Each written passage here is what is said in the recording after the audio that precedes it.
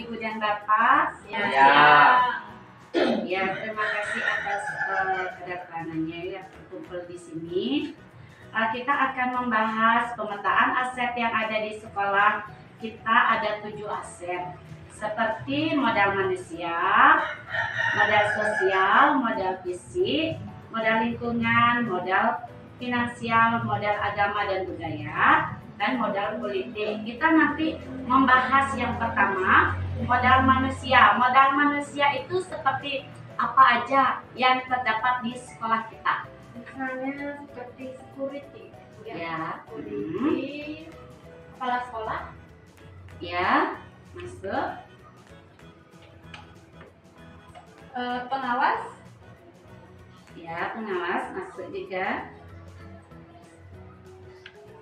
cleaning service, Cleaning service ya. TU, OTU ya masuk juga itu kita. Guru. Ya, guru masuk juga. Nah, itu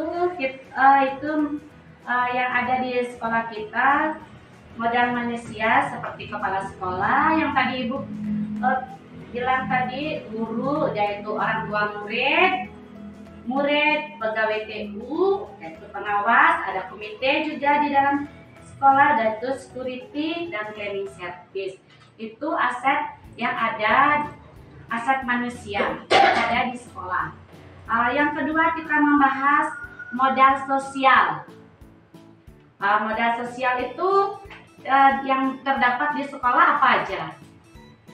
mungkin dapat bantuan dari dan politik, Ya, bisa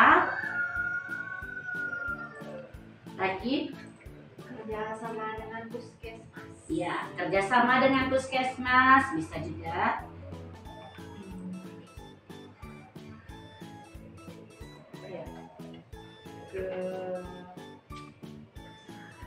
kepanitiaan kegiatan di sekolah. Ya, kepanitiaan di kegiatan di sekolah. Ya, tadi kita sudah bahas modal sosialnya, kita dapat kepanitiaan kegiatan di sekolah, kerjasama sekolah dengan puskesmas, rapat orang tua murid dengan komite, kerjasama dengan bank sampahnya, kita kerjasama juga. Kalau kegiatan modal fisiknya terdiri apa aja yang terdapat di sekolah? Bangunan sekolahnya, Bu, mungkin Ya, bangunan sekolah. Ya, apalagi? jaringan internet, Ya, jaring internet bisa. tempat parkir, Ya, tempat parkir. Modal fisiknya terdiri dari tempat parkir, udah itu bangunan kelas dan jaringan internet. Ya.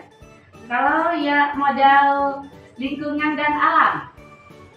Lingkungan dan alam terdapat apa aja ya? alam, pantai, Ya, kita kan dekat pantai juga bisa. pasar, Ya, dekat pasar bisa. kalau bisa dekat pembuangan sampah, Dekat pembuangan sampah, dan juga kita akan bikin genteng itu ya, gerabah. Ya, gerabah. Kita nanti bisa kerjasama dengan pembuatan genteng.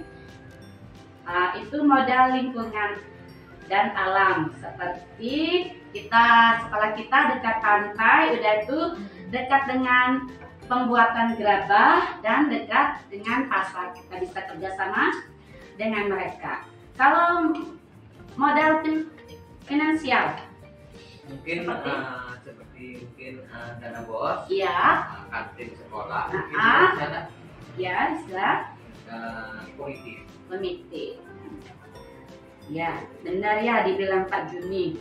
Kita nanti bisa kerjasama dengan dana bos untuk dapat dimanfaatkan untuk memenuhi ke sekolah.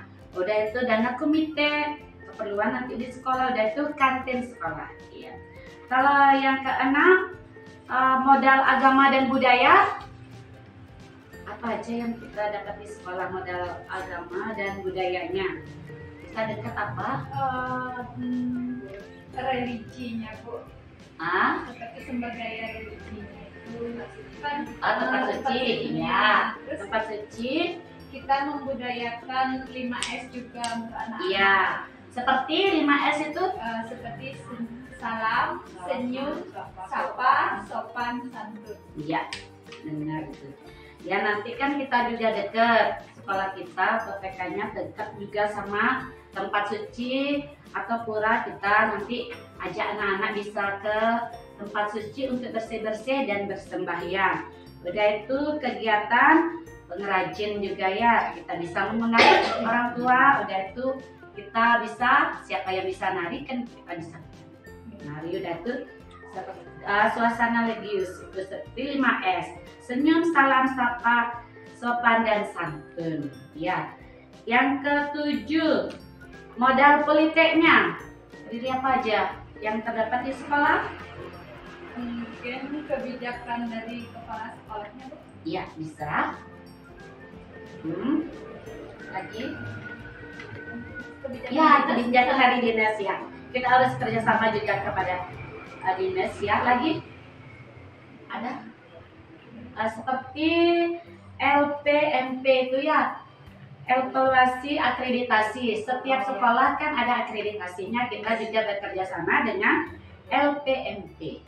Ya, berarti kita sudah membahas tentang pemetaan aset yang ada di sekolah kita. Ada 7 tadi. Udah itu yang pertama modal manusia, yang kedua modal sosial, yang ketiga modal fisik, yang keempat modal lingkungan dan alam, yang kelima modal finansial, yang keenamnya modal agama dan budaya, yang ketujuh modal politik.